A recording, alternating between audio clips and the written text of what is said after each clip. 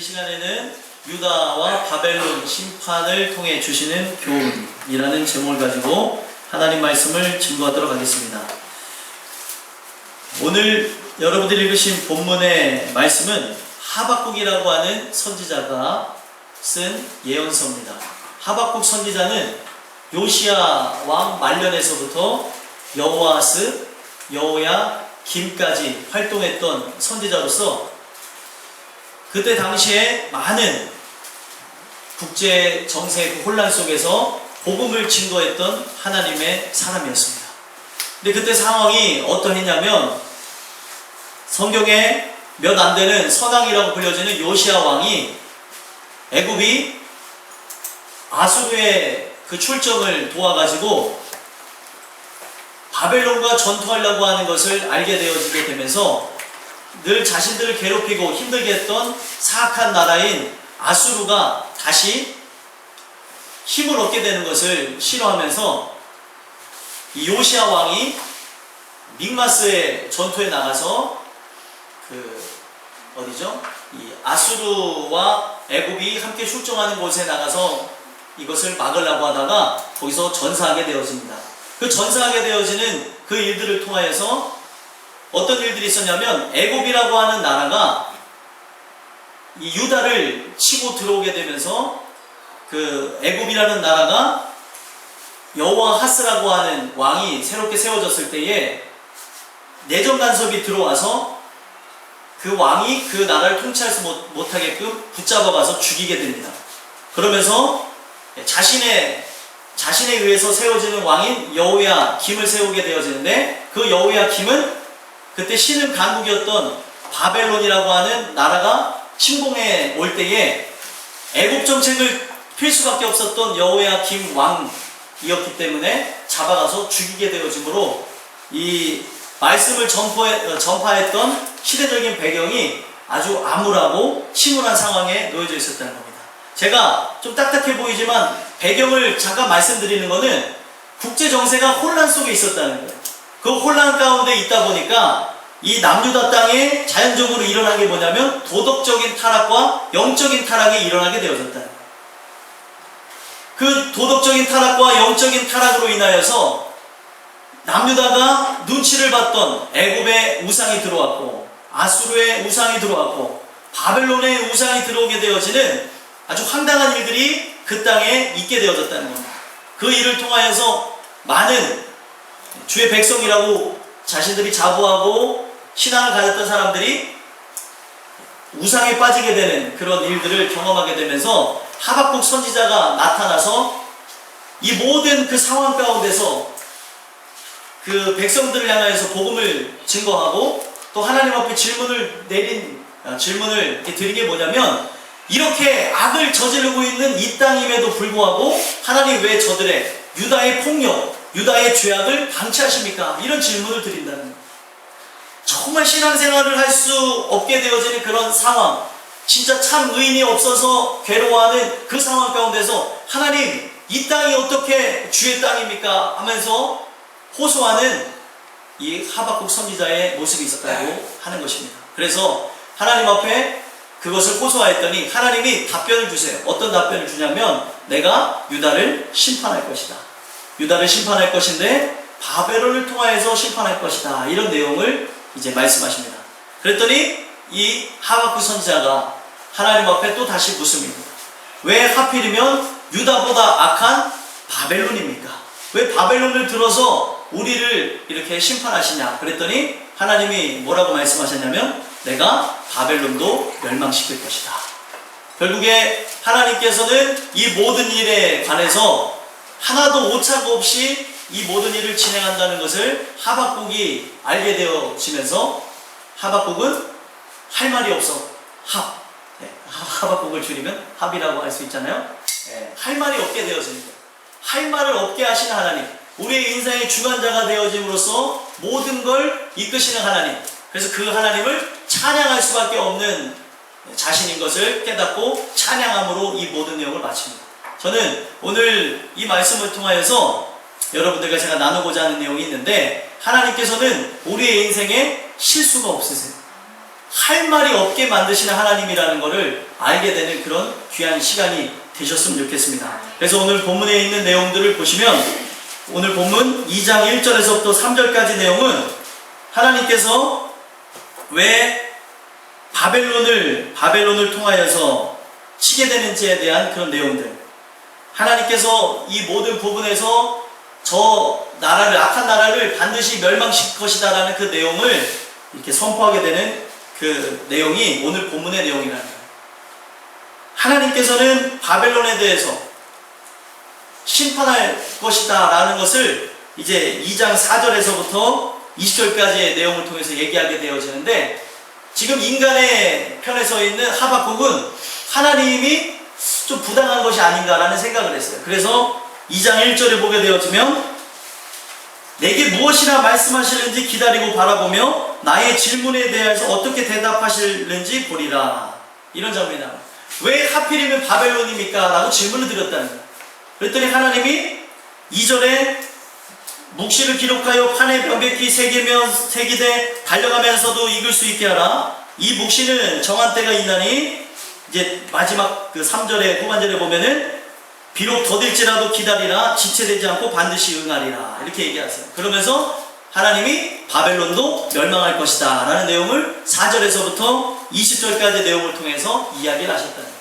오늘 우리는 이 내용을 통해서 뭘 보게 되어지냐면, 하나님이 과거의 사건이지만 이 과거의 사건을 통해서 여러분들과 저에게 무엇을 얘기하시고자 하는지를 보셨으면 좋겠어요.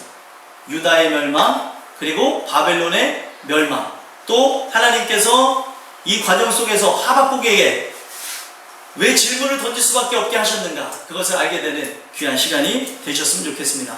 오늘 유다와 바벨론 심판을 통해서 주시는 교훈에 대해서 말씀을 나눌 건데, 첫 번째, 유다와 바벨론 심판을 통해서 주시는 교훈, 교회에 심판이 있을 것이다 라고 말씀을 하셨다는 거예요. 왜 교회에 심판이 있을 것이다 라고 말씀을 제가 드리냐면, 유다의 심판은 곧 오늘날로 바꿔서 얘기하면 교회의 심판을 상징합니다. 유다 백성은 하나님을 믿는 백성이었습니까? 안 믿는 백성이었습니까? 믿는 백성이었어요. 그 믿는다고 하는 백성들, 스스로가 아브라함의 후손이라고 자부하는 그들에게 하나님께서는 심판이 있을 것이다 라고 이야기를 하셨다는 거예요. 왜 하나님이 오늘날로 바꿔서 얘기하면은 교회를 다니는 그 사람들에게 심판이 있을 거라고 얘기했는지를 살펴보면, 2절에서부터 4절까지 보면 남유다의 그런 악한 모습을 고발하는 이 하박국의 모습이 있습니다. 2절 한번 읽어볼까요? 읽겠습니다. 시작.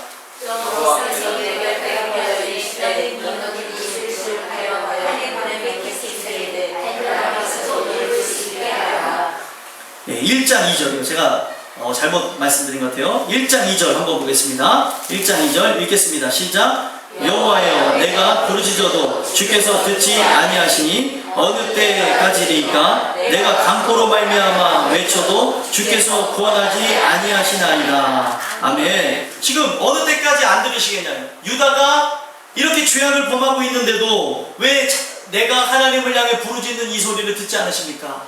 안타까워하면서 하나님께 탄원의 기도를 올려드리는 내용이죠. 그럼 그들의 어떤 모습이 있었기에 하박국이 탄식을 했는가 하고 3절을 한번 읽어보면, 3절과 4절 함께 읽어보겠습니다. 읽겠습니다. 시작. 어찌하여 내게 죄악을 보게 하시며 해역을 눈으로 보게 하시나이까? 겁탈과 강포가 내 앞에 있고 변론과 분쟁이 일어났나이다. 이러므로 율법이 해이하고 정의가 전혀 시행되지 못하오니 이는 악인이 의인을 에워쌌으므로 정의가 굳게 행하여 지미리이다. 아멘. 그때 당시를 보니까 어떤 문제가 있어요? 지금 하나님이 그 죄악을 보게 하여 주시는데 그 땅에 겁탈과 강포, 그리고 변론과 분쟁이 일어났다라는 것을 말씀을 통해서 얘기하고 있습니다. 그리고 가장 큰 문제는 뭐예요? 율법이 해이했다.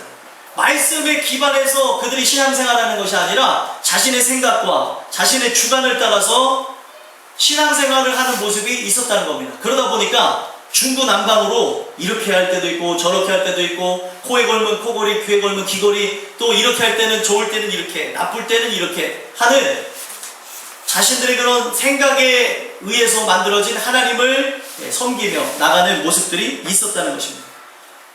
이 내용을 통하여서 오늘날도 주시는 것은 그때 당시에 유다 사람들이 가졌던 신앙의 행태나 오늘날 교회가 갖는 신앙의 행태나 비슷합니다. 왜 비슷하다고 얘기하냐면 많은 사람들이 교회를 다니는 그것으로 어떤 생각을 갖게 되어지냐면 그냥 많은 위로와 만족감을 누리고 살아간다는 거예요. 내가 교회를 다니게 되어지니까 구원이 내게 일어날 것이다. 교회를 내가 다니니까 어떻게 되겠지? 잘 될 거야. 라는 막연한 생각을 갖고 나간다는 거예요. 그거는 성경 어디에도 나와져 있는 말씀이 아닙니다. 미신에 근거한 믿음이죠. 우리의 생활 속에는 깊이 생활 속에서도 미신이 들어와 있지만 신앙 속에도 근거가 없는 미신에 근거한 믿음들이 너무나 많다는 거예요. 언제 교회를 다니면 구원받는다고 한 적이 있어요? 예수를 믿어야 구원받는다고 했죠. 아멘이십니까? 근데 오늘날 우리는 이 교회를 나오면 구원을 받는 줄 착각한다는 거예요. 오늘 우리가 이 내용을 통해서 함께 봐야 되는 것은 이때 당시에 유다 백성들이 가졌던 마음이나 오늘날 교회를 다니는 기독교인이라는 사람들이 갖는 마음이나 동일하다는 거죠. 성경은 주시는 은혜를 통하여서 우리 모든 이들이 우리 안에 있는 죄악들, 나의 의가 무너지지 않고서는 천국에 들어갈 수 없다고 얘기를 하고 있다. 내 방식대로 신앙생활하는 게 아닙니다. 하나님이 레위기를 주신 것은 그들의 방식대로 제사하던 습관을 버리라는 거예요. 내가 너희에게 말씀한 그대로, 내가 너희에게 명령한 그대로 하나님 앞에 제사를 드리라는 거예요. 그래서 제사법이 중요한 것이 아니라 순종이 중요한 것을 그 제사를 통해서 얘기하셨다는 거죠. 그래서 성경은 뭐라고 얘기하고 있습니까? 순종이 제사보다 낫고 드는 것이 수당의 기름보다 낫다라고 얘기하고 있어요. 하나님께서 그 말씀을 허락하셔서 제사법을 주신 것은 제사의 그런 의미를 중요하기 위한 것이 아니라 과거의 구습을 쫓았던 것을 버리고 하나님의 말씀을 듣고 그것을 순종하면서 주의 사람으로 들어오게 하게끔 하기 위한 하나님의 법도였다는 거예요. 말씀을 듣는지 안 듣는지. 근데 오늘날 많은 사람들은 자꾸 예식에는 관심을 갖고 이 어떤 종교적인 그 제기에 대해서는 관심을 갖는데, 그러니까 형식에는 관심을 가져요. 우리가 이 자리를 왔다 갔다 하는 거에는 관심을 갖는데 내가 오늘날 그 말씀이 듣고 있는지, 그 말씀이 내게 향해 있는지, 그 말씀으로 인하여서 내가 지금 죄가 비춰지는지, 나는 어떤 사람인지에 대해서 관심을 갖지 않는다는 거예요. 그렇게 막연하게 신앙생활을 하게 되어지니까 생활 속에서는 나타나는 게 겁탈과 강포, 그리고 변론과 분쟁만이 나올 수밖에 없다는 거예요. 말씀에 의거해서 나가는 삶이 아니다 보니까 정의는 전혀 없고 정의가 곱게 행하여지는 그런 삶이 되어질 수밖에 없다고 얘기를 하고 있습니다. 여러분들, 참된 그리스도인이라고 하면 도덕과 윤리 위에 있습니까? 도덕과 윤리 아래에 있습니까? 도덕과 윤리 위에 있습니다. 근데 도덕과 윤리를 쫓아가는 건 아니에요. 오직 하나님이 주시는 그 은혜를 따라서 나가다 보면 이 세상에서 정해놓은 도덕과 윤리보다도 아름다운 하나님의 사람으로서 만들어진다는 거죠. 근데 문제는 뭡니까? 진짜 은혜가 입혀지지 않다 보니까 도덕과 윤리 아래에 있는 신앙인들이 너무나 많다는 거예요. 정확하게는 신앙이라고 말할 수 없습니다. 교회 다니는 사람이겠죠. 오늘 여러분들과 저는 이 내용을 통해서 봐야 돼요. 나는 교회 다니는 사람인지 아니면 예수 믿는 사람인지. 성경은 교회 다니는 사람은 구원함을 못 받지만 예수 믿는 사람은 구원함을 받는다고 얘기하고 있습니다.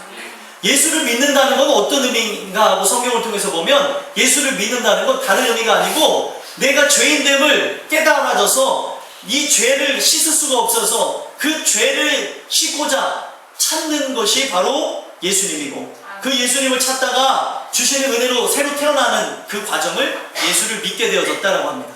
오늘 여러분들과 저는 한 번도 신앙생활을 하면서 십자가 아래로 내려가서 죄인됨을 부르짖었던 적이 없으면 정말 죄송한 얘기지만 여러분도 그냥 교회를 다녔던 사람일 수가 있습니다. 왜 제가 이런 말씀을 드리냐면, 교회를 왔다 갔다 하는 것도 중요한 것이지만 더 중요한 것은 말씀을 듣는 데 있고 그 말씀이 내게 들어와야 되는 것이 가장 중요한 것이라는 거예요. 출석하는 데는 의의가 없습니다. 출석해서 들어야 생명이 있는 거예요. 근데 이러한 유다 백성들의 모습이나 과거에 여리고 성벽을 의지하면서 살았던 여리고 성에 거주했던 사람들이나 똑같은 모습이 있다는 거예요.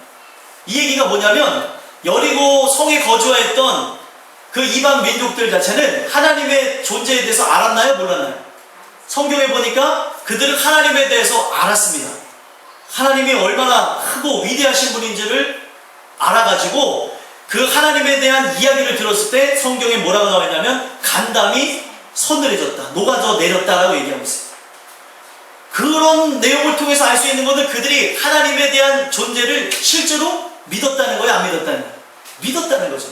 그러면 믿었다는 것도 하나만으로 내가 존재에 대해서 알았다는 것으로 구원함을 얻냐? 아닙니다. 어떠한 사람들이 구원함을 얻냐?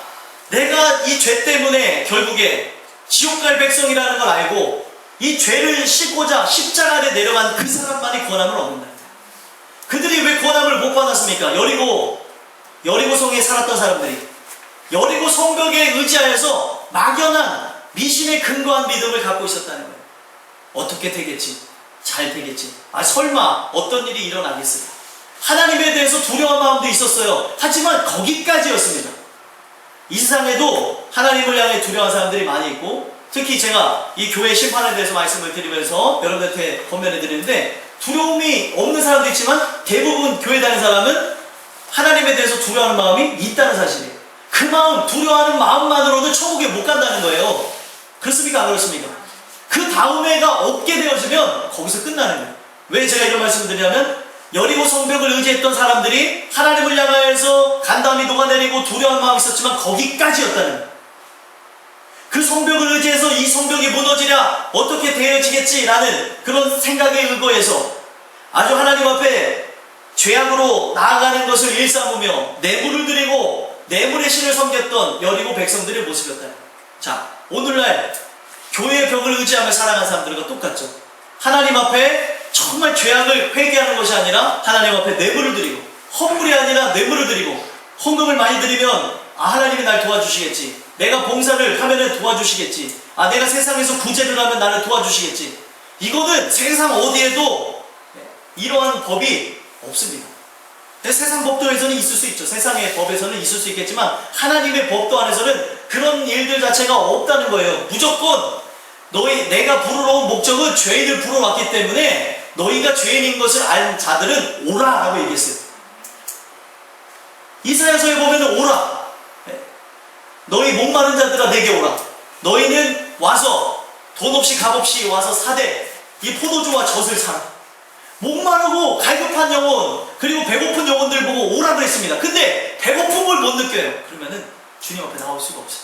은혜가 입혀진다는 것은 어떤 것을 의미하냐면, 내가 이 표면적으로 교회를 다니는 게 아니라 진짜 하나님의 말씀이 이제 닿아서 내가 그분이 내 구세주가 되지 않으면 천국에 못 간다는 것을 깨달은 사람이 천국에 가는 거예요. 그래서 이 죄를 어떻게 씻을까? 그 갈급함 속에 예배 때에 계속 구하는 게 뭐예요? 긍휼하심, 하나님 나를 불쌍히 여겨주세요. 죄인이 할 수 있는 게 뭐가 있어요? 좀 도와주세요. 불쌍히 여겨주세요. 제가 어제 성경 공부하면서 말씀드린 게 있습니다. 2번인가 3번을 설명해서 우리 청년들한테 설명을 재차 또 했는데, 뭐로 설명했냐면, 우리가 작은 죄를 범한 것으로 나는 이 죄가 작다고 하는데 이 죄에 대한 삭은 뭐냐면 사망이에요. 그래서 이 죄에 대한 삭을 누가 받으셨어요? 예수님이 받으시고 십자가에 달려 죽으신 겁니다. 그렇기 때문에 여러분들과 저는 작은 죄를 범하였던 큰 죄를 범하였던 이 죄값은 뭐예요? 아들을 죽인 대가라는 거예요. 아들을 죽인 거하고 똑같다는 거예요. 그러면 아들을 죽인 여러분들이 구할 수 있는 게 뭐겠습니까? 하나님 앞에 구할 수 있는 게 뭐겠어요? 긍휼하신 밖에 없어요. 나를 불쌍히 여겨달라는 것. 헌물을 많이 드리는 것으로 하나님의 마음을 기쁘게 할 수 있습니까? 우주 만물을 창조하신 분이 뭐가 없어서 그걸 구하겠어요? 하나님이 돈이 없으십니까? 하나님이 재물이 없어요? 능력이 없어요? 다 갖고 계신 분이에요. 오늘도 하시고자 하면은 모든 부분에서 동풍을 불러 일으켜가지고 메추라기를 먹으셨던 분이 하나님이시고, 하나님께서 하시고자 하면은 만나도 광야 가운데 내리실 수 있는 분이 하나님이시고, 하나님께서 하시고자 하면은 홍수도 일으키실 수 있고, 하나님께서 하시고자 하면은 그렇게 강했던 위대한 민족들도 한순간에 사라져버리는 거예요. 오늘 우리가 하나님의 능력이 부족하냐는 거예요. 하나님을 어떻게 기쁘시게 하냐는 거예요. 믿음이 없이는 하나님을 기쁘시게 할 수 없다는 겁니다. 그 믿음이라고 하는 건 어떻게 오냐면 다른 게 아니에요. 내가 진짜 죄인입니다 라는 걸 깨달아서 하나님 앞에 겸손히 긍휼하심을 구하고 궁휼하심을 구하다가 그 주시는 은혜로 인하여서 새롭게 태어난 자만이, 그래서 아들의 생명을 얻었다고 얘기합니다. 아들의 생명을 얻은 그 자만이 하나님을 기쁘시게 할 수 있다는 거죠. 근데 오늘날 우리는 그것이 일어나기를 바라기보다는 내가 얼마만큼 한 곳으로 천국에 갈 수 있을 거라고 생각하는 거예요. 내가 아무리 온 가산을 다하여서 죄에 대해서 속량하려고 한다 하더라도 시편 기자는 죄에 대해서 속량할 수가 없다는 거예요. 온 가산을 다 벌어서 바친다 하더라도 속량할 수가 없느냐, 이렇게 얘기하고 있습니다. 왜요? 그 아들의 생명과 이 세상의 부귀영화가 바꿀 수 있어요, 없어요? 없다는 거예요. 어떻게 그것과 그것이 같을 수 있냐는 거예요. 그 얘기하고는 다르겠지만, 네? 내 아들이, 제 아들이 있다고 생각해보세요. 아들이 죽었어요. 그래서 이 아들이 죽은 것을 보상해준다 하더라도 그 보상이 성이 차요, 안 차요? 안 차요. 돈이 부족해서요? 아닙니다. 돈을 많이 줘도 차지 않습니다. 왜요? 죽은 아들의 생명은 돌아오지 않기 때문에. 그렇기 때문에 인간이 예배 가운데 나와서 구할 수 있는 것은 긍휼하심밖에 없어요. 날 좀 불쌍히 여겨달라고. 하나님, 내가 이만큼 기도했는데 왜 안 들어주십니까? 할 수 있나요? 없나요? 없어요. 내가 이만큼 열심히 했는데 하나님, 나를 왜 구원해 주시지 않습니까? 할 말이 없어요. 왜요? 주권은 하나님 앞에 있으니까. 근데 오늘날 우리는 착각하고 있어요. 내가 이만큼 기도했는데 왜 하나님 안 도와주십니까? 이런 분들이 종종 있다는 거예요. 우리 교회에 있는지는 모르겠어요. 여러분들을 점검해 보셨으면 좋겠습니다. 하나님이 들어줘야 될 의무가 없어요. 하나님께서는 정욕을 위해서 구하는 기도 들어줄 의무도 없고요. 가장 중요한 것은 죄인된 우리와 하나님의 사이가 자녀관계가 아직 성립이 되지 않았고 나는 원수의 상태가 있는데 하나님 앞에 달라고 뗐으면 그게 맞겠냐는 거예요. 오늘 여러분들과 저는 이 말씀을 통하여서 보셨으면 좋겠습니다. 내가 이 주시는 은혜 가운데 십자가 아래 내려가서 그 생명을 얻은 자가 맞는지, 나는 생명을 얻지 못한 자인지를 보게 되는 그 지혜가 있었으면 좋겠습니다. 제가 이런 말씀을 드리는 이유는 교회의 심판이 반드시 있을 것이라는 거예요. 왜 제가 이런 말씀을 계속해서 드립니까? 이사야에서도 강조하는 게 이사야 58장에서부터 66장까지의 내용을 통해서도 교회의 심판과 회복에 대해서 구체적으로 말씀이 나와져 있어요. 참된 신앙을 촉구하라는 거예요. 참된 신앙. 그냥 그 형식화되어진 너희들의 금식은 받지 않겠다는 얘기를 통하여서 이 모든 부분에서 참된 금식을 하게 되어지는 참된 신앙을 회복하라라는 그 내용에서부터 시작해서 우리가 참된 신앙을 회복해야 되는 이유가 뭐라고 얘기하냐면 공의 심판이 있을 거라는 거예요. 그 은혜를 통하여서 참된 생명이 들어오지 않은 사람은 지옥에 간다는 거죠. 근데 오늘날 우리는 참된 생명이 우리 안에 들어왔는지, 내가 지금 죄인인지 아닌지에 대해서는 관심이 없고 자꾸 이 교회의 벽을 의지해서 내가 여기를 왔다 갔다 하는 거 하나만으로 위안을 삼고 나가고 있다는, 속는 것입니다. 교회의 벽이 여러분들을 지켜줄 수가 없습니다. 오직 말씀이 여러분들을 지켜줘요. 미신에 근거한 사람들이 너무나 많아요. 교회를 안 갔다 오면 마치 좀 찝찝해서 교회를 꼭 이렇게 찍고 가는 분들이 종종 있는데, 그런 것을 하나님이 원하는 게 아닙니다. 교회는 내가 발을 들였다가 터내서 가는 장소가 아니라 하나님의 말씀을 받는 장소, 내 죄악됨을 하나님 앞에 구하고 하나님의 긍휼하심을 받는 장소가 교회가 되어져야 됩니다. 오늘 여러분들과 저는 이 말씀을 통해서 보셨으면 좋겠어요. 시온의 영광스러운 미래가 열려지게 될 것인데, 이 이사야서 60장에는 시온의 영광스러운 미래는 하나님이 주신 은혜를 받은 사람만이 들어가는 거예요. 그래서 오늘도 메시아의 사역은 진행되어질 것인데, 그 메시아의 사역은 각자 마음의 땅에, 그 마음속에 주님이 실제로 오셔야 천국이 되어지고, 천국이 되어진 자만이 시온의 영광스러운 미래에 들어갈 수 있는 거예요.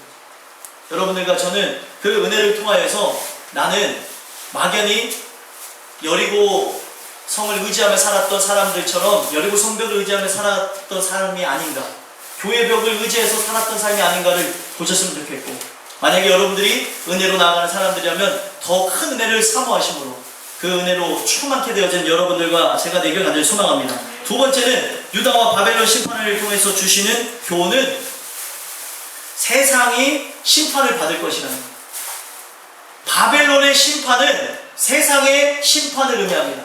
그래서 바벨론, 이 요한계시록에 보면 바벨론, 음녀라고도 상징하고 바벨론 자체를 세상으로 비유할 수 있습니다. 세상으로 비유되는 나라가 몇 개가 있는데 이방 국가가 다 세상을 상징하지만 대표적인 나라가 바로 애국과 바벨론이라는 거죠. 이 바벨론의 심판은 세상은 곧 하나님의 때가 이르게 되어지면 심판이 이르게 될 거라는 거예요.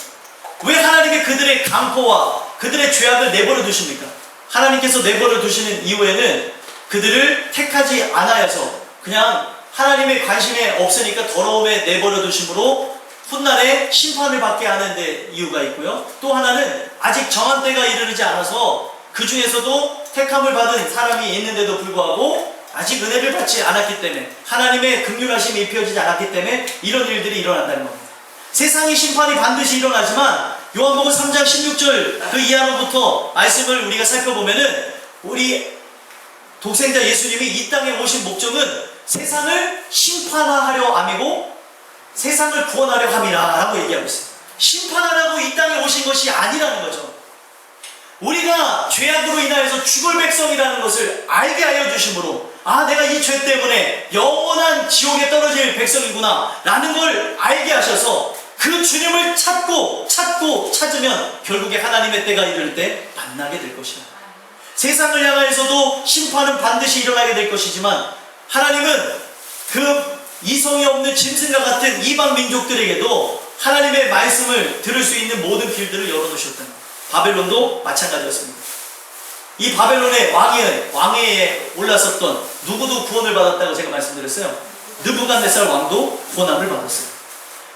이 느부갓네살 왕이 유다를 멸망하게 한 왕이었는데 하나님은 그를 구원하셨다니까요.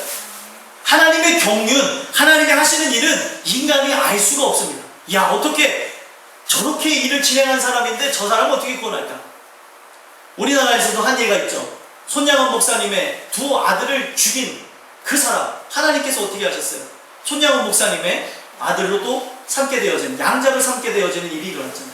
인간 편에서는 일어날 수 없는 일이지만 그 일들 통하여서 우리가 정확하게 그가 구원을 받았는지 안 받았는지는 알 수 없지만 그 예를 통하여서도 어떻게 원수를 자신의 양아들로 삼게 되어진 일들이 있냐는 거예요. 마치 그런 일들이 오늘 우리의 살아가는 삶 속에 일어나고 있다는 거예요. 여러분들과 저는 이 내용을 통해서 보게 되어지면 성경에 충분하게 있었던 사건이었다는 거예요. 손영원 목사님의 그 이야기도 이미 성경 안에 있는 일이에요. 느부갓네살 왕이 이스라엘 사람들을 그렇게 피를 흘리게끔 하면서 죽인 왕 아닙니까? 근데 하나님은 그를 사랑하셔서 구원하셨다는 거예요. 므낫세 왕도 그렇게 악했는데 자신의 아들을 인신제사로 바칠 정도로 그렇게 악한 왕이었는데 하나님 그를 사랑하셔서 구원하셨다는 거예요. 이 놀라운 경륜을 어떻게 하겠습니까? 그러니까 결국에 이 하나님에 대한 이 모든 것을 안 사람들은 찬양할 수밖에 없는 거예요. 오늘 여러분들과 저는 이 말씀을 통해서 보셔야 되는 게 뭐냐면 바벨론의 심판은 확정되어졌어요. 세상의 심판은 확정되었습니다. 이 세상은 심판이 일어날 거예요. 악인들의 득세를 보고 부러워하지 마세요. 저 사람은 왜 이렇게 잘 되지? 잘 되는 걸 부러워하지 마세요. 잘 되는 게 망하는 길일 수도 있어요. 오늘 여러분들의 인생에 고난이 있다는 것, 내가 원치 않는 일들이 있다는 것, 그것이 바로 여러분들의 삶의 축복일 수 있습니다. 나로 하여금 하나님 말씀을 바로 알 수 있게 하셨다는 것, 이게 축복이고, 나는 이런 부분에서 하나님이 주시는 은혜로 나아갈 수 있게 되는, 나를 또 돌아보게 하신다는 것, 또 내가 하나님 앞에 문제된 것은 없는가 돌아볼 수 있다는 것, 이게 바로 은혜라는 거예요. 오늘날 고난은 바로 여러분들의 삶에 진정한 유익이 되어줄 줄 믿습니다. 성경 분명히 이렇게 얘기하세요. 내가 고난당한 것이 내게 유익이야. 이걸 통해서 주의 율례와 법도를 내가 배웠노라. 하나님의 하신 그런 일들, 율례와 법도를 모르고 살았는데 고난을 받고 보니까 보이는 거예요. 하나님이 이것을 알게 하기 위해서 이런 일을 행하셨구나. 오늘 여러분들과 저는 이 말씀을 통하여서 이 모든 일들이 일어나게 되길 간절히 소망합니다. 그래서 성경은 시편 기자가 바로 순례자들 아니에요. 천국을 향해 살았던 사람들. 그 사람들도 악인들의 득세를 보면서 힘들어했을까요? 아니면은 즐거워했을까요? 힘들어했습니다. 근데 하나님이 주신 말씀 뭐예요? 저들이 그냥 저렇게 사는 것은 원래부터 하나님이 택하지 않아서 버려왔기 때문에 그들이 잘 되든지 못 되든지 하나님은 관심이 없다는 거예요. 오늘날 여러분들 은혜는 뭔 줄 아십니까? 세상 바깥으로도 나갔다가도 하나님이 모든 것을 만지셔서 돌아오게 하는 것이 바로 은혜입니다. 세상 사람과 하나님의 사람의 차이는 뭔지 아세요? 세상 사람에게는 기회가 없을 수 있습니다. 그냥 심판이 진행되어질 수 있어요. 그러나 하나님의 사람은 뭐예요? 분명히 똑같은 심판이 일어나지만 이것이 하나님의 징계로서 영원한 심판을 바라보게 하시고 영원한 심판에 들어가지 않게 하시는데 목적이 있다는 거예요. 이해가 되십니까? 우리도 똑같이 세상 사람들처럼 살고자 하는 마음이 있을까요? 없을까요? 있습니다. 본성이 그래요. 그런데 하나님은 어떤 분이시냐? 징계를 통해서 본성을 거스르게 하시는 분이 하나님이시다. 그래서 돌아온 탕자의 비유를 보면 다른 사람 얘기가 아니에요. 내 얘기. 탕자의 비유를 보시면 아버지의 분깃을 받아가지고 아버지한테 재산을 달라가지고 내가 잘 먹고 잘 살겠다고 나갔습니다. 근데 하나님은 어떻게 했어요? 그를 너무나 사랑하시니까 그가 하나님 앞에 돌아와야 되니까 하나님께서 사용하신 게 뭐예요? 기근을 그 땅에 일으키셨어요. 그가 이제 아버지를 떠나서 부응하고자, 자기를 어떻게 보면은 아버지의 그 기대에 부응하고자 훌륭한 사람이 되고자 애썼던 그 기회의 땅이 기근이 오게 되어지면서 쫄딱 망하게 됩니다. 그게 바로 은혜였다는 거예요. 쫄딱 망하게 되어지니까 어디가 생각나요? 아버지 집이 생각나요. 아버지 집에 차라리 종으로라도 살 걸 내가. 종은 그래도 먹고 사는 데는 부족함이 없는데 내가 종으로 살아야겠다 하고 오게 되어집니다. 그게 바로 은혜라는 거예요. 아멘이십니까? 기근이라는 거 하나님이 진행하시는 겁니다. 근데 고난과 고통이 있어야 내가 하나님을 바라볼 수 있는 부분이 있는데 고난과 고통이 없다는 것은 아예 멸망을 받게로 작정되어진 것이 아닌가. 성경은 돌아보라고 얘기하고 있어요. 평안하다 안전하다 할 때에 멸망의 호련이 임할 것입니다. 아멘이십니까? 그래서 좋은 게 아니에요. 여러분들 인생이 내가 생각하기에 평탄한 게 좋은 게 아니고 형통한 게 좋은 겁니다. 형통한 게 좋은 거라는 건 어떤 의미냐면 우리의 삶 속에 고난과 역경과 환난이 끊임없이 일어나지만 하나님의 뜻은 여전히 진행된다. 이걸로 형통하다는 겁니다. 이 단어가 어디에서 나와요? 요셉의 형통을 통해서. 창세기 나오죠? 요셉이 감옥에 들어갔어요. 형통한 거예요? 형통한 게 아니에요? 우리는 다 아니까 형통한 거. 감옥 갔는데 형통하다 얘기할 수 있어요? 내가 신앙을 열심으로 했더니 종으로 팔려갔더라. 형통하더라. 형통하다 할 수 있어요? 거기서 또 열심을 갖고 살았더니 감옥으로 팔려가더라. 형통하더라. 예를 들면 형통한 거예요? 아니죠. 왜 형통하다고 하냐면 그곳에서도 하나님의 뜻이 진행되게 되어졌다. 그가 감옥에 가는 그곳으로 애굽에 있는 모든 지식과 정치, 경제, 사회, 군사에 이르기까지 모든 것을 배우게 되는 사건을 통해서 하나님의 준비한 때에 그가 애굽의 총리가 될 수 있었다. 아멘이십니까? 그래서 형통이라고 하는 건 고난이 안 따르는 게 아니라는 거예요. 근데 오늘날 우리 모든 사람은 형통하면 고난도 안 따라오는 줄 알아요. 여러분들 모두에게 형통한다는 말을 쓰실 때 이제 잘 쓰셔야 돼요. 형통하기를 바랍니다 할 때는 고난도 분명히 따라갈 것이에요. 그런데 감사한 건 뭐예요? 하나님의 뜻이 여전히 진행되게 된다. 여러분들과 저는 이 말씀을 통해서 그런 걸 보셨으면 좋겠어요. 우리의 삶에 고난이 분명히 있습니다. 역경이 있습니다. 앞으로 봤을 때 답답한 것도 있고 우리의 삶을 돌아다 보면 열불이 날 때도 있을 수도 있어요. 그 모든 걸 보면서 하나님이 왜 이런 일들을 진행하실까? 나로 하여금 이런 고난과 역경이 있지만 그 인고의 세월 끝에 요셉이라는 사람이 만들어졌던 것처럼 요셉은 하나님의 뜻이 진행되는지 안 하는지 인간인지라 어렵고 또 괴로우니까 어떻게 했습니까? 술 관원장의 그 꿈을 풀이해주면서 당신이 복직되어지면 어떻게 해달라고 했어요? 나를 좀 여기서 빼달라고 했던 사람이 요셉이었어요. 근데 빼줬습니까? 안 빼줬습니까? 안 빼줬어요. 그가 까마득하게 잊어버렸대잖아요. 까마득하게. 어떻게 그렇게 잊어버릴 수 있어요? 고마운데 하나님이 여러분들의 생각도 주관하십니다.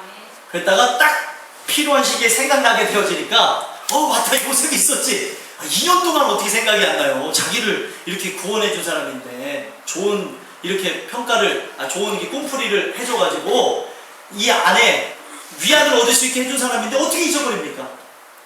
근데 다 하나님이 잊어버리게 하셨다가 나중에 누가 꿈꿀 때를 기다리셨어요. 바로가 꿈꿀 때를 기다리게 하셔서 바로의 꿈을 쫙 풀이하게 되면서 꿈만 풀이했으니까 요셉은 대안까지 제시하면서 이 애굽 땅에 준비된 인물로 사용되게 되어졌다는 거예요. 그 이유가 뭐예요? 그가 종으로서 팔려가는 그 세월 속에 하나님이 형통하게 하셨고, 또 그가 감옥으로 누명을 씌워서 들어가게 되어졌을 때 하나님이 형통케 하시는 걸 통하여서 하나님의 뜻이 그에게 여전히 진행되게 되어지고 그를 훈련시켰기 때문에 이 모든 것이 가능할 수 있었다. 오늘 여러분들과 제가 살아가면서 형통케 하는 하나님의 복이 여러분들에게도 임하시길 간절히 소망합니다. 이 바벨론의 심판을 보면서 세상이 심판을 당할 거예요.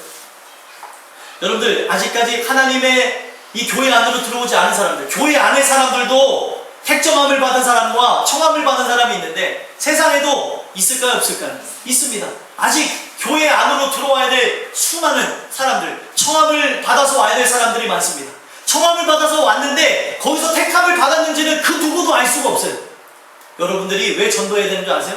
우리가 해야 될 거는 세상의 심판이 있을 것이니까 그들로 하여금 끊임없이 청함을 해야 되는 그런 여러분들의 사명이 있다는 사실이에요. 예전에는요, 이 말 한마디로 모든 사람들이 자신의 삶을 돌아봤다고 합니다. 이제 물론 그 말씀의 배경이 되어졌던 그 나라는 나라 자체가 이 기독교 국가여서 그것이 가능했을지라도 예전에 한 100여 년 전 사람들은 이렇게 얘기했대요. 신사님, 오늘 밤에 당신이 죽음을 맞이한다면 당신의 영혼은 어디로 갈까요? 당신의 영혼은 안녕하십니까? 이렇게 물어보게 되어지면 그걸로 인해서 사람들이 괴로워서 교회로 나오게 되는 결단까지는 했었다는 거예요.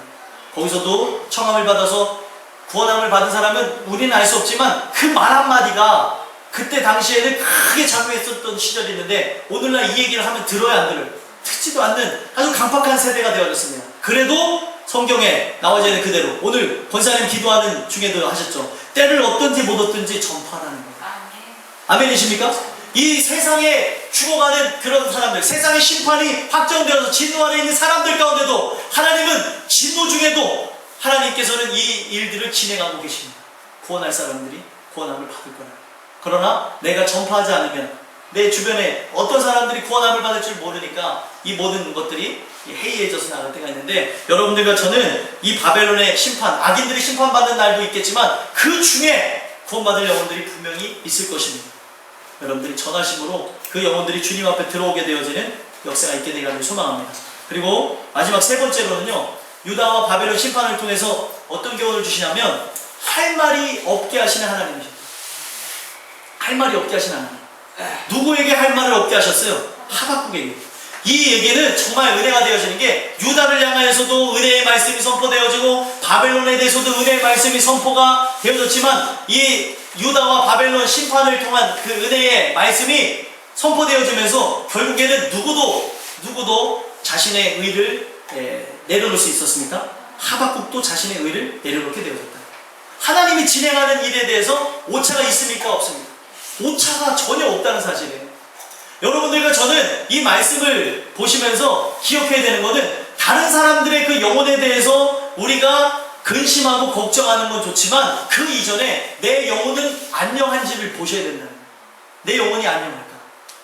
아빠, 엄마가 신앙생활 한다고 해서 자녀가 신앙생활을 온전하게 하고 구원받는다는 보장이 없습니다. 모든 사람들 개개인의 구원이 일어나야 돼요. 개개인의 구원이 일어난다는 것을 성경에 보면 내가 각양의 이름을 부르겠다 그랬어요. 여러분들이 주님의 부르심을 서로가 받게 되어진 일들이 가족 가운데, 가정 가운데 일어나야 된다는 거예요. 이거는 내가 할 수 있는 부분이 아니니까 내 아들과 내 딸과 그리고 내 며느리와 그리고 내 손주들과 그리고 내 부모를 위해서 그리고 내 사랑하는 이들을 위해서 기도할 수밖에 없는 거죠. 하나님의 전적인 주권인데 어떻게 인간이 그것에 대해서 이야기할 수 있겠냐는 거예요. 하나님은요, 오차가 없습니다. 유다도 하나님께서 멸하실 거였고 유다를 멸망하게 한 바벨론도 멸망할 것이라고 하는 그 사건을 통해서 하나님이 하시는 부분에서 우리가 전혀 개입할 것이 없고 인간이 얼마나 의가 대단한지 이 하박국도 선지자로 부름을 받다 보니까 인간인지라 의가 올라왔었던 것 같아요. 2장 1절에 보면 내가 파수하는 곳에 서며 성루에 서리라. 그가 내게 무엇이라 말씀하시는지 기다리고 바라보며 나의 질문에 대하여 어떻게 대답하시는지 보리라. 하나님께서 어떻게 하는지 한번 보겠다는 거예요.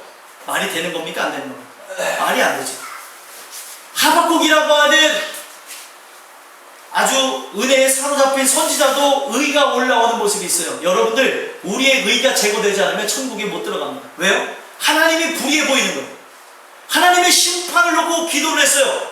유다가 심판하기 원합니다. 그러면 심판이 진행되어지면은 그 다음에 하는 일에 대해서 우리는 말할 권한이 없는데 하나님 앞에 또 따져요. 왜 이건 또 왜 이래서 이러냐는 거예요. 여러분들, 우리가 은혜가 입혀지게 되면 어떤 현상이 일어나는지 아세요? 이것도 좋고 저것도 좋고 다 좋아요.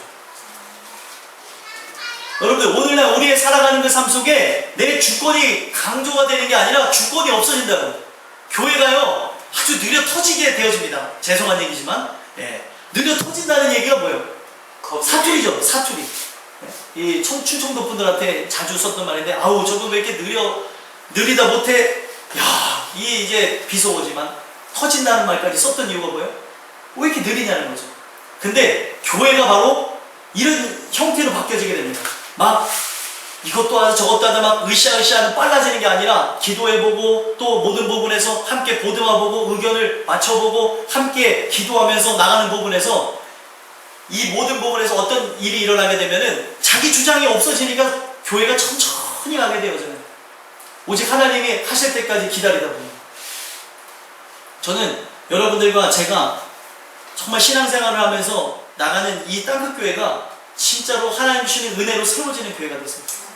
은혜로 세워지는 교회가 된다는 것은 바로 여러분들과 제가 그 주시는 은혜를 통하여서 앞서 나가면 안 돼요. 하나님께서 말씀하셔야 말씀에 그러한가 돌아다보고 이 모든 내용이 어떠한가를 살펴보고 나가야죠. 내가 가지고 있는 그 감정과 그 직관을 갖고 나가면 안 된다는 겁니다. 우리 모든 사람들이. 근데 오늘날 우리는 어때요? 저 사람에는 저 사람은 왜 저런 문제가 있을까? 저런 문제가 있을까? 똑같이 우리가 은혜가 들어오게 되어지면 함정에 빠지는 게 뭐냐면 내가 이 위에 주권자가 되어진다는 거예요. 성경은 이것을 경고하고 있습니다. 누구든지 헤아리지 말라는 거예요. 우리가 헤아려야 되는 것, 우리가 분별해야 되는 것은 오직 말씀이지 사람에 대하여서 왜 저 사람은 왜 저 모양이고 이 모양이고 저 모양이 이거에 대해서 비판할 권리가 없다고 얘기하고 있습니다. 우리 자신에 대해서 보라는 거예요. 우리 자신에 대해서. 우리 안에 감춰진 의가 어떠한지, 나는 어떤 사람인지에 대해서 봐야 되는 것이지, 은혜가 입혀졌음에도 불구하고 우리의 입에서 끊임없이 불평과 원망과 사람에 대한 헤아림이 나온다면은 우리 자신을 봐야 된다. 이거는 목회자도 똑같습니다. 누구나 할 것 없이 똑같아요. 여러분들과 저는 이 말씀을 통하여서 왜 제가 이 말씀을 전하는지를 들으셨으면 좋겠어요. 오늘날 우리가 봐야 되는 건 내 영혼이에요, 내 영혼. 내가 말씀을 듣고 변하는 게 가장 중요한 것이지, 다른 사람, 두 번째입니다, 솔직하게.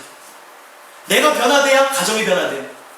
남편이 좀 변했으면 좋겠는데, 아닙니다. 여러분들이 변하면 남편도 변할 수 있어요. 또 남편이 변하면 아내도 변할 수 있어요. 손뼉도 마주쳐야 소리가 나는데, 예를 들어 싸움이 일어나는 집안이라고 치면은 한 사람이 모든 걸 흡수해버리면 싸움이 나요, 안 나요? 안 나요. 흡수가 안 되니까 싸우는 거예요. 그렇습니까, 안 그렇습니까? 그렇다는 거예요.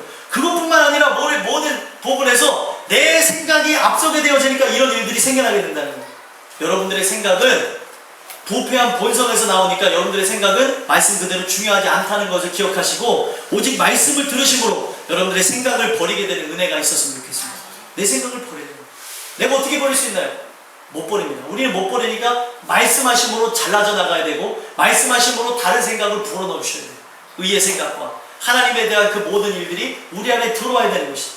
결국에는 할 말을 없게 하시는 그 하나님의 은혜가 입혀지게 되므로 하나님께서는 유다 백성들의 구원함만을 진행한 것이 아니라 하박국이라고 하는 선지자도 구원하셨어요. 바울이 두려워했던 게 무엇입니까? 많은 사람을 구원하고 자기는 잘못된 길을 가면 어떻게 할까 하는 두려움이 있었어요.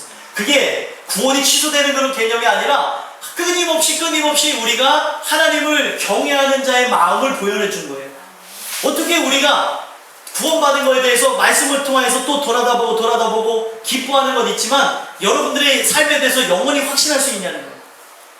구원의 확신이라는 것이 인간이 갖고 있는 잘못된 오류를 범하게 되어지므로 맹신을 갖게 되어지고 잘못된 확신이 의해서 내가 말씀에 근거하지도 않았는데 그 확신이 얼마나 무섭냐면 다른 사람을 다 비판하고 정죄하면 나는 구원받은 사람인 것 마냥 나는 어떤 일이 있어도 구원할 것 마냥 마음대로 살아가는 사람들이 생겨날 수 있다. 여러분들과 저는 이 말씀을 통해서 하박국도 다루셨던 하나님을 보게 되기를 간절히 소망합니다. 그래서 결국에 할 말이 없게 하시는 그 하나님의 놀라운 경륜을 보게 되면서 하박국 3장에 이 하박국이 비로소 하나님을 찬양하게 되죠. 하나님의 심판 사역에 대해서 유다도 심판하시고 바벨론을 심판하시는 그 하나님, 정말 위대하신 하나님이라고 하면서 그 하나님을 찬양하는 겁니다. 그러다 보니까 지금 자기 생활 속에 일어나는 것 3장 17절에 보면은 무화과나무가 무성하지 못하고 포도나무에 열매가 없으며 감람나무에 소출이 없으며 밭에 먹을 것이 없으며 우리의 양이 없으며 외양간에 소가 없을지라도 18절까지 보면 나는 여호와로 말미암아 즐거워하며 나의 구원의 하나님으로 말미암아 기뻐하리로다 라고 고백할 수밖에 없게 돼요.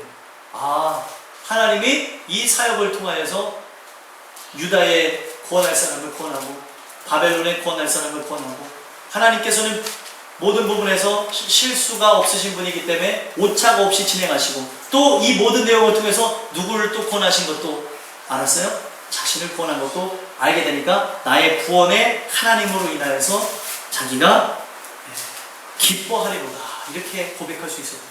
이해가 되십니까? 오늘 제가 이 드린 이 말씀을 통해서 여러분들과 저는 하박국 선지자도 사람인지라 모든 부분에 대해서 안타까운 마음이 들어올 수 있겠지만, 함정은 뭐냐면 안타까운 마음이 들어오게 되어져서 안타까운 생각이 들어와서 상대를 우리가 비방하고 정죄하는 사람이 되어질 수 있다는 거예요. 누구든지. 저도 마찬가지고 여러분들도 마찬가지고 우리가 가져야 되는 건 바로 내 영혼에 대한 긍휼하심, 또 다른 영혼에 대해서도 긍휼하심을 입혀지기를 소망하면서 나갈 때에 하나님의 그 심판 사역, 하나님이 주권적으로 하는 이 사역은 오차가 없이 모든 영혼들, 택하신 영혼들을 구원하실 것이라고 믿습니다.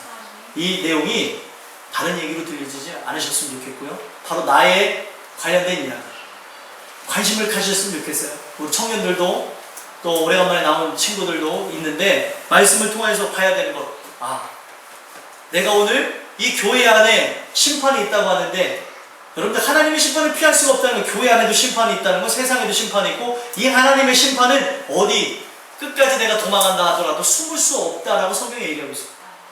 이 심판이 이루어진다고 얘기하고 있는데 나는 그분을 인격적으로 만나는가, 십자가에 내려가는가, 이것을 살펴보는 귀한 여러분들과 제가 되기를 간절히 소망합니다. 기도하겠습니다. 하나님, 주신 말씀을 통해서